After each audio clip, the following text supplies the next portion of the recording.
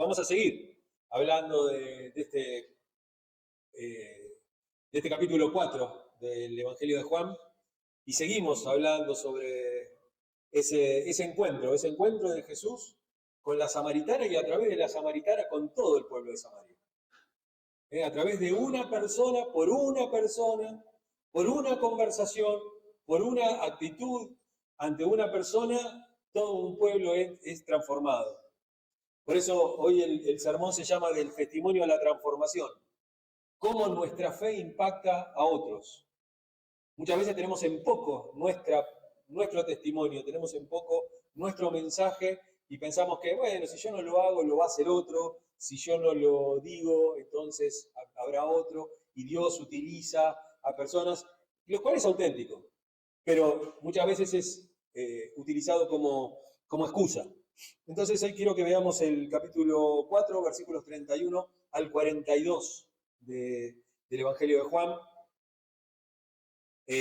Recordemos, Jesús pasa por Samaria, dice que le era necesario pasar por Samaria, contrariamente a lo que hacían todos los judíos que pegaban la vuelta por otro rincón, y a él le era necesario pasar por Samaria, y en ese lugar tiene una charla con una mujer que había sido dejada de lado por la sociedad de Samaria, por su pueblo, por sus vecinos, y Jesús tiene una charla con ella, una charla transformadora, una charla teológica, una charla personal, pero también una charla sobre todo transformadora, una charla restauradora.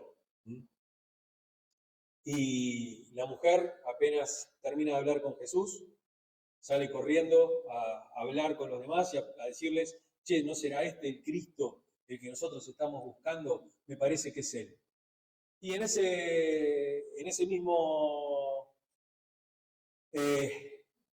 misma circunstancia, la mujer va a hablar con los demás y mientras tanto los discípulos llegan y lo ven charlando y ven que la mujer se va. Y dice así la palabra de Dios, versículo 31, mientras tanto sus discípulos le insistían, Rabí, come algo. Yo tengo un alimento que ustedes no conocen, respondió él. Le habrá traído algo de comer, comentaban entre sí los discípulos. Mi alimento es hacer la voluntad del que me envió y terminar su obra. ¿No dicen ustedes, todavía faltan 4 meses para la cosecha? Yo les digo, abran los ojos y miren los campos sembrados, ya la cosecha está madura. Ya mismo el segador recibe su salario y recoge el fruto para vida eterna. Ahora tanto el sembrador como el segador se alegran juntos, porque como ciertamente dice el refrán, uno es el que siembra y otro es el que cosecha. Yo les he enviado a ustedes a cosechar lo que no les costó ningún trabajo. Otros se han fatigado trabajando, ustedes han cosechado el fruto de ese trabajo. Muchos samaritanos que vivían en aquel pueblo creyeron en él por el testimonio que daba la mujer. Me ha dicho todo lo que he hecho. Así que cuando los samaritanos fueron a su encuentro, le insistieron en que se quedara con ellos. Jesús permaneció allí 2 días y muchos más llegaron a creer por lo que él mismo le decía. Ya no creemos por lo que tú dijiste, decían a la mujer, ahora lo hemos oído nosotros mismos y sabemos que verdaderamente este es el Salvador del mundo.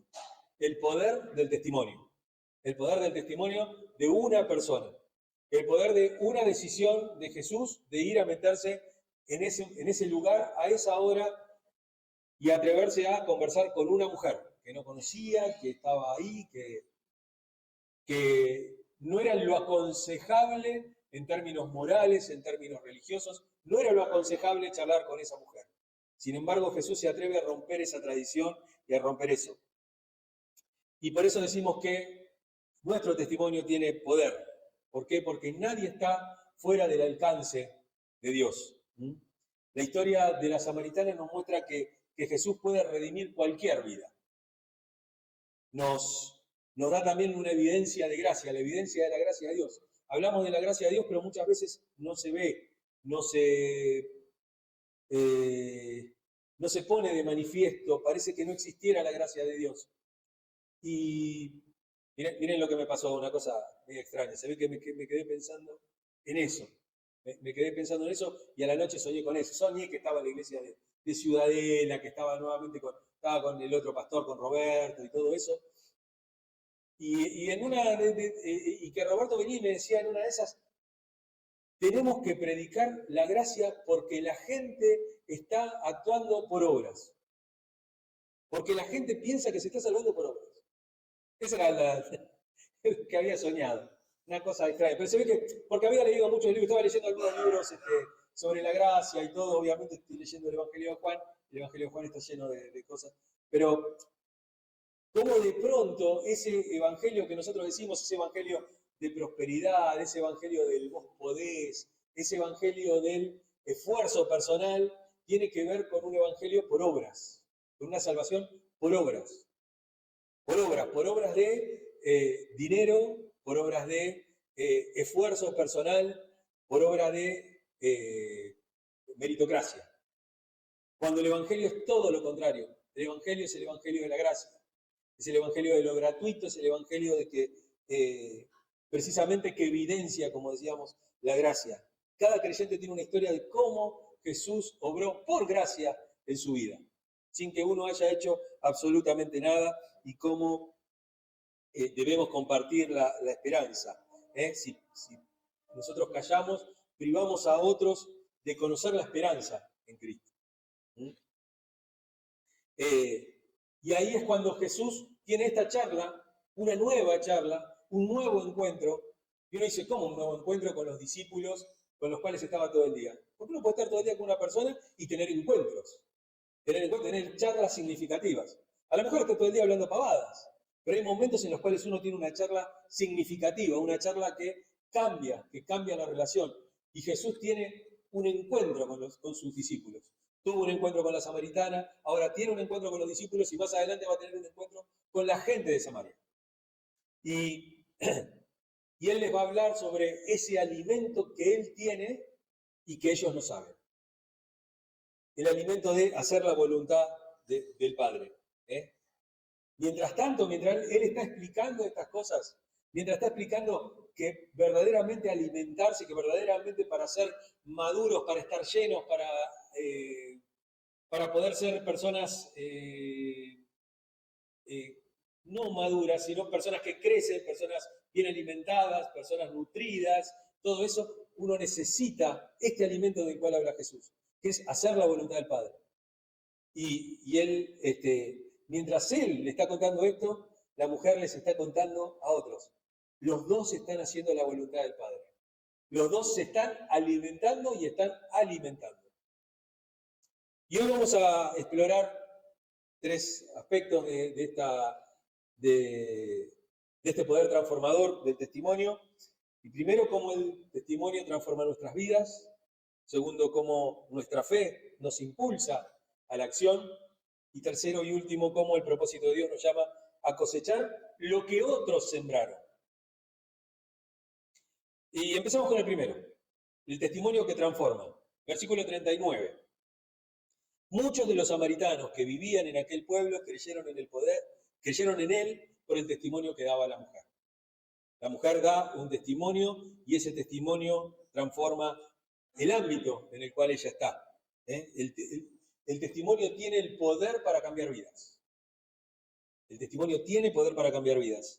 Era conocida en el pueblo la mujer samaritana por sus errores, porque era rechazada. Sin embargo, el testimonio sobre Jesús, sobre alguien que le había dicho todo lo que hacía, provocó una reacción en cadena.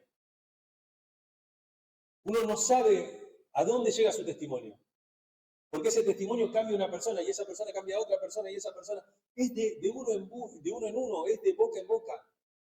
Es así el testimonio. El testimonio no es algo explosivo, no se necesita hacer una campaña para poder testimoniar sobre Jesús. Es de uno en uno. Y es el más efectivo de todos los métodos, evangelísticos.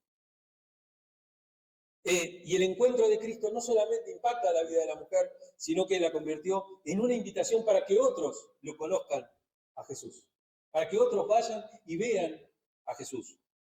Por eso cada uno de nosotros tenemos una historia de transformación, la historia de cómo Jesús transformó nuestra vida.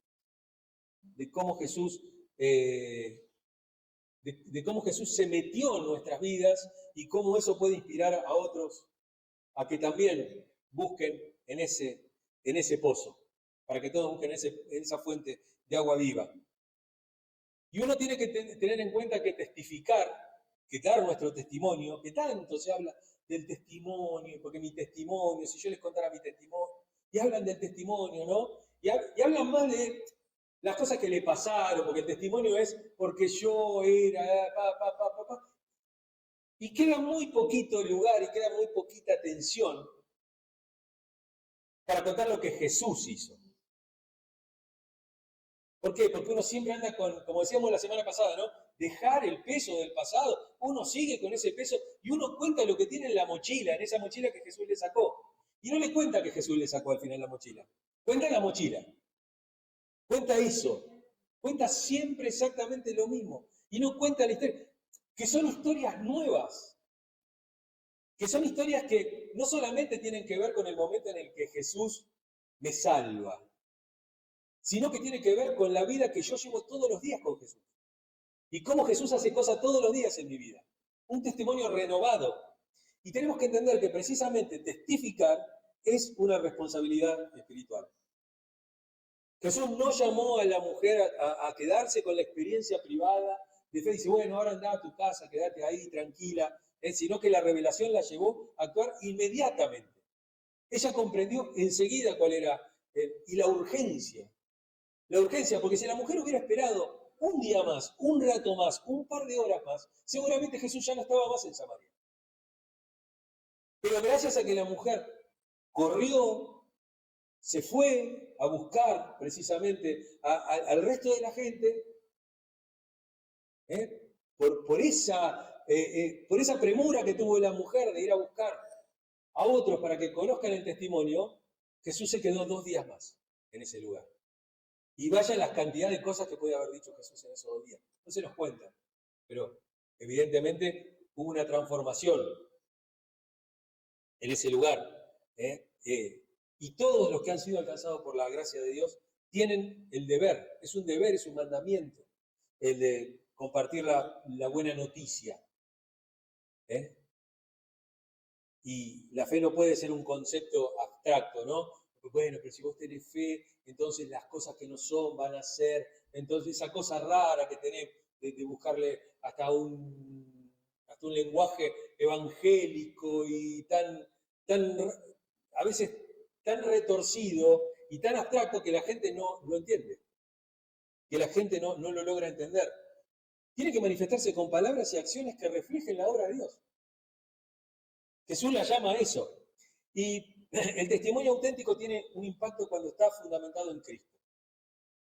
Por eso hablo de esto de ojo con predicar la mochila. Ojo con predicar la carga. Porque nosotros siempre nos sentamos, entonces empezamos, ¿no? No, porque vos no sabés, yo venía de un divorcio y venía de... Y empieza a contar, ¿no? Toda la historia, porque yo cuando era chico. Y ahí arrancó mal ya. Tiene 4 o 5 horas para poder contar más o menos esos 20, 30, 40, 50 años de vida para poder lograr lo que hizo Jesús. Y el centro del sermón no es Jesús, el centro del sermón soy yo y todos mis dolores y todas las cosas con las que la vida me golpeó. Parece la canción de Fabiana Cantilo, ¿no? Estoy perdida porque el mundo me hizo así, no puedo cambiar, ¿no? Entonces, digo, uno predica eso, y no predica a Cristo. No se trata solo de contar nuestra historia, sino de asegurarnos de que Cristo sea el centro del testimonio. Él es el centro, nosotros no somos el centro. Porque nosotros no atraemos personas, Él atrae personas. Nosotros tenemos una fuerza centrífuga, por lo general, siendo seres humanos, expulsamos a los demás de al lado nuestro. Pero Cristo tiene esa característica, es una fuerza centrípeta. Atrae a todos. Dice, si el Hijo va a atraer a todos a sí mismo. Tiene una atracción Jesús, que es única. Y la mujer no habló de sí misma, sino de aquel que le cambió la vida. Ella no va a contar lo que ella era, ni en el momento en que estaba, ni nada. Ella dice, vengan a ver a un hombre que me ha dicho todo lo que he hecho. vengan a ver a un hombre. No se pone a contar su historia. Y cuando compartimos nuestra fe tenemos que hacerlo con humildad y con claridad. Porque por lo general cuando uno empieza a contar su vida, hay cosas de su vida que uno a veces la cuenta y no es que no sea un mentiroso, es que las asimiló de cierta manera y las cuenta de esa manera. Y a lo mejor no es así, no fue así. ¿No? Siempre decimos que uno muchas veces los recuerdos que tiene de la infancia, dice, en la infancia fue tan feliz mi infancia. Porque no, bueno, a lo mejor uno la resignificó para no pegarse un tiro a los 15. ¿No es cierto? La resignificó nuevamente y dijo, sí, yo la verdad que la pasaba bien con mi primo. Y a lo mejor tu primo era una porquería. O a lo mejor tus tíos eran una basura. Y uno la resignifica y dice, qué lindo la mesa de Navidad y todas esas cosas. Y uno resignifica todo eso. Pero no resignifica lo que hizo Jesús en su vida. Cuando Jesús hace las cosas, las hace claras. Las hace claras. Hace la obra de Dios. Y uno tiene que mostrar que es la obra de Dios la que transforma. No que yo justo fui porque yo la verdad que tomé la decisión de ir. Bueno, tomaste la decisión de nada. Dios te atrajo, punto. No, porque yo lo que pasa es que, viste, yo estaba sentada ahí en el pozo y lo estaba esperando. Mentira. Jesús pasó por ese lugar. Jesús pasó por ese lugar. A Jesús le era necesario ir a ese lugar. A vos no te era necesario ir a ese lugar. Tú ibas a ese lugar justo para no encontrarte con todos los demás. Uno a veces pone como cierta responsabilidad propia o se pone estrellitas en la frente porque encontró a Cristo. Ninguno de nosotros encontró a Cristo. Cristo nos encontró. Cristo nos halló. Y dice Leslie Newbigin en el Evangelio, en la sociedad pluralista, dice, el Evangelio no es solo una verdad a creer, sino una historia a contar. No es solamente una verdad que uno cree, no es algo meramente mental. Es una historia que tenemos que contar. Segundo punto, la fe que nos impulsa a la acción. Juan 4:34 dice, mi alimento es hacer la voluntad del que me envió y terminar su obra. Y es que la verdadera fe, la auténtica fe, es la que se traduce en acción.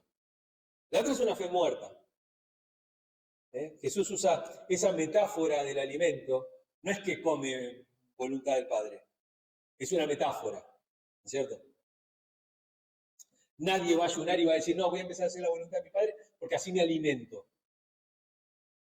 Lo digo porque siempre está la estupidez de hacer doctrina de cualquier cosa que Jesús dice, y Jesús en este caso lo que está haciendo es dándonos un ejemplo, utilizando una metáfora, está poetizando esto, ¿no? Entonces utiliza esa metáfora del alimento para mostrar que hacer la voluntad del Padre es lo que realmente satisface. Hablando de satisfacción, como aquel que se satisface comiendo, uno se satisface haciendo la voluntad del Padre. Porque no basta con recibir solamente el mensaje del Evangelio, sino que estamos llamados a vivirlo activamente. No a vivirlo en un monasterio, no a vivirlo encerrado en casa, sino a vivirlo activamente en obediencia y servicio. Uno debe obedecer con predicar el Evangelio, obviamente, y un montón de cosas más. De obedecer y aparte servir. El que no sirve, el que no sirve para servir, no sirve para vivir.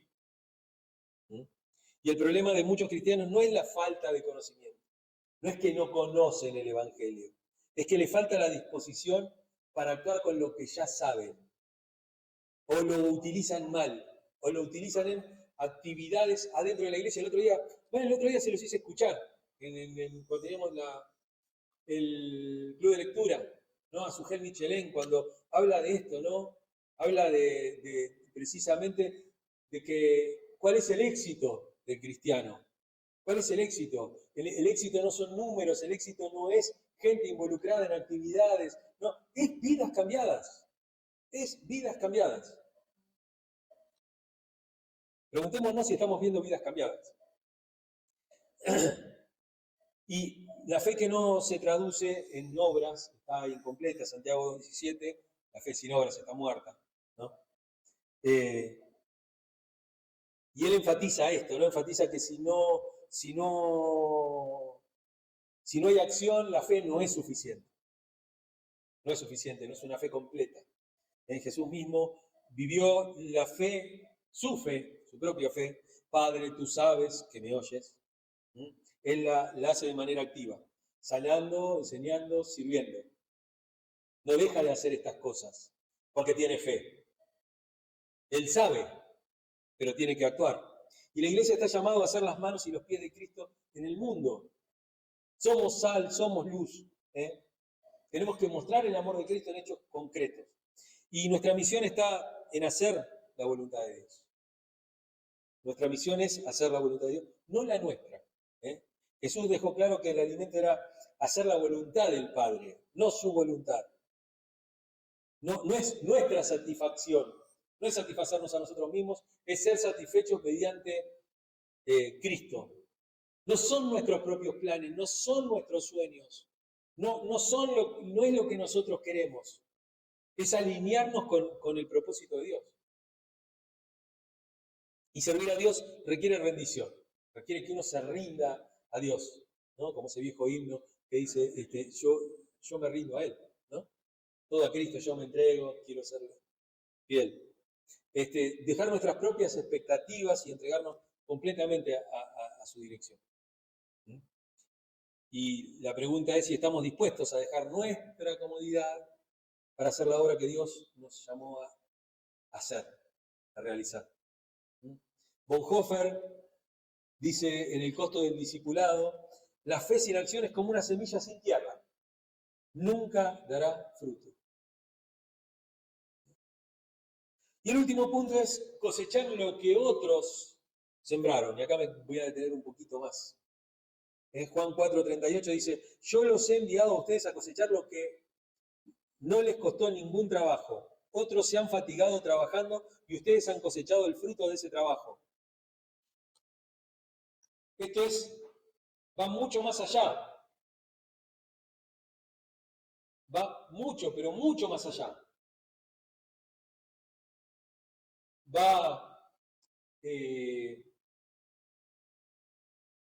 Uno entiende que por qué los discípulos no han sembrado lo que ahora tienen que cosechar.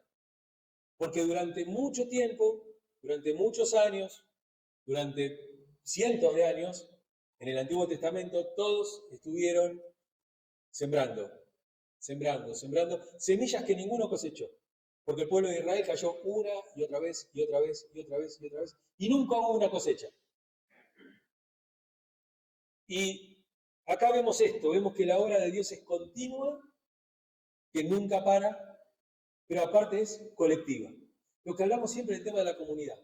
Uno habla de la comunidad y parece que está hablando de la sociedad de hoy, la política y todo ese tipo de cosas.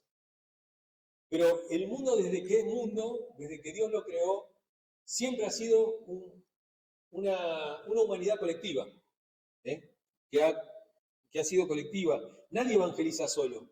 Cada generación edifica sobre la fe y el trabajo de los que vinieron antes. Yo predico porque alguien me predicó. Tenemos este lugar, esta iglesia, este lugar de testimonio, de fe, porque a alguien se le ocurrió que acá debía haber una iglesia. Y seguramente a ese iba a otra iglesia que tampoco la había fundado él, sino que era una iglesia que estaba antes. Y así nos fue pasando el testimonio de lado a lado. Nosotros construimos y sobreedificamos en lo que otros hicieron. Por eso a veces no es tan importante el tema del pionero que termina la obra. Nadie que empieza la obra la termina, por lo general. Jesús lo explicó, ¿no? Se los explica a los discípulos. Le dice que su obra no comenzaba en ese momento, sino que era parte de un movimiento más grande que Dios había iniciado. Y así como nosotros cosechamos el fruto del sacrificio de otros, tenemos que sembrar nosotros con fidelidad para que otros siembren, para que otros cosechen ese fruto y vuelvan a sembrar. Y por eso decimos que cada creyente tiene un papel en el crecimiento del reino. Cada uno de nosotros tiene un papel. Pablo en 1 Corintios 3:6 lo dice: yo sembré, Apolos regó, pero Dios ha dado el crecimiento. Y ahí nos muestra que nadie cumple solo todas las funciones de la obra de Dios. Algunos siembran compartiendo el Evangelio, otros riegan discipulando, otros cosechan viendo las vidas transformadas. Ahora lo vamos a ver en un cuadrito que hice al final de este punto. La clave es entender que Dios es el que da el crecimiento, es Dios el que da el crecimiento. Y tenemos que entender que la cosecha requiere esfuerzo y paciencia. Las dos cosas. Jesús anima a los discípulos a entrar en el trabajo espiritual sin temor, recordándoles que habrá frutos visibles y frutos que solo veremos en la eternidad. Ellos en ese momento vieron el fruto de alguien que una sola persona que va y le dice al pueblo y vuelven y se encuentran con Jesús. Y obviamente se encuentran con sus discípulos. Y ellos lo entienden de esa manera. Ellos, acuérdense de tantas frases que hay en los evangelios de los discípulos. ¿Cuándo vendrá el reino de Dios? ¿Cuándo nosotros seremos parte? Nosotros vamos a ver esto, nosotros vamos a estar, nos vamos a sentar a tu derecha y a tu izquierda, nosotros vamos a estar en ese tiempo. ¿Y qué va a pasar con nosotros que dejamos padre, madre, esposas, todo? ¿Qué va a pasar con nosotros? ¿Vamos a recibir algo? No, ellos estaban desesperados por ver los frutos, por ver todo terminado. Y Jesús acá les muestra que ellos cosechan sobre algo que ellos no sembraron. Porque seguramente cuando vino toda esa bandada de gente de Samaria a hablar con Jesús y a que se quede varios días, los discípulos tuvieron que hacer un trabajo, tuvieron que hacer un discipulado, tuvieron que hablar con ellos y enseñarle cosas. Y ellos estaban sembrando o estaban regando sobre algo que ellos no habían sembrado. Que lo había hecho Jesús solamente y la samaritana. La iglesia no debe medir el éxito por números, ya lo sabemos, ¿no? Los números no es lo importante, porque va a haber frutos, a veces visibles y a veces invisibles, y frutos que solo vamos a ver en la eternidad, como dijimos recién. Si sembramos con fidelidad, veremos la transformación de las vidas. Y acá el cuadrito que yo les decía, es el cosechar lo que otros sembraron. Hay un cuadrito ahí. Ahí. No es eso. Soto. ¿Qué sigue? A ver. Ahí. Cosechar lo que otros sembraron. La obra continua, ¿no? Es un esfuerzo colectivo. No somos pioneros. No es que nosotros empezamos y nosotros terminamos. A veces somos punta de lanza y muchas veces somos segadores. Y la obligación de sembrar hoy. Hoy hay que sembrar. El rol del creyente. Algunos siembran, otros riegan, otros cosechan. Dios da el crecimiento. Todos somos colaboradores en la obra. Y el esfuerzo y la paciencia. La cosecha requiere dedicación, el éxito auténtico y cómo vamos a ver esa transformación hecha. Y ahora sí el otro cuadro. El otro cuadro ese. Más fácil sembrar para la siguiente generación. Llevan el Evangelio a nuevos lugares. Los sembradores, ¿no? Los regadores discipulan y fortalecen la fe de los creyentes y los cosechadores. Ven vidas transformadas por Cristo. Esa cosa. A veces nos toca ver algo, a veces nos toca ver otra cosa, pero nos tocan todos esos roles. Y Nicholas Wright, en el libro Sorprendido por la Esperanza, dice: el reino de Dios avanza cuando cada creyente entiende que su papel es sembrar, regar y cosechar en el tiempo de Dios.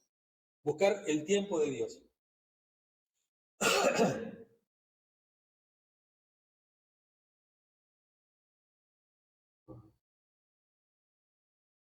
Y bien, ¿qué nos pasa a nosotros con la palabra? ¿Qué tiene que ver esta palabra con nosotros? Nuestro testimonio tiene poder para transformar vidas. Como vimos, nadie está fuera del alcance de Dios. ¿eh? Y volvemos a repetir el versículo que repetimos la semana pasada. Y la anterior también.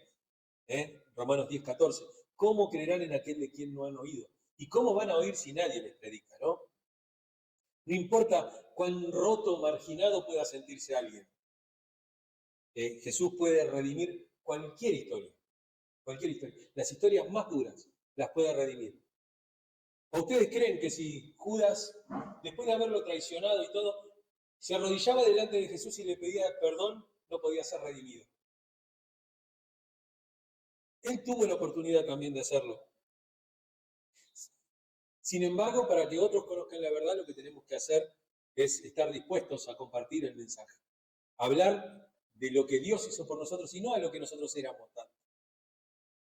Hay como un regodeo en la porquería que yo fui. Hay un regodeo, les encanta hablar de Cristo. Cada creyente tiene un testimonio, una historia en la que Dios obró. Y eso es lo que tenemos que predicar, porque esa es la evidencia de la gracia. Si guardamos nuestro testimonio, estamos privando a otros. La fe nos impulsa a vivir en obediencia y acción. La cosecha está lista, pero los obreros son pocos. Y no son pocos porque pocos son los llamados. Porque muchos son los llamados, pocos los escogidos. Pero los escogidos son pocos, no porque el Padre no los quiera usar, sino porque ellos empiezan a poner condiciones. Bueno, yo voy, pero mirá que yo en turista no viajo. Mirá que si yo no voy a predicar a Miami, no, acá a la vuelta no quiero. Es allá, es lejos, es...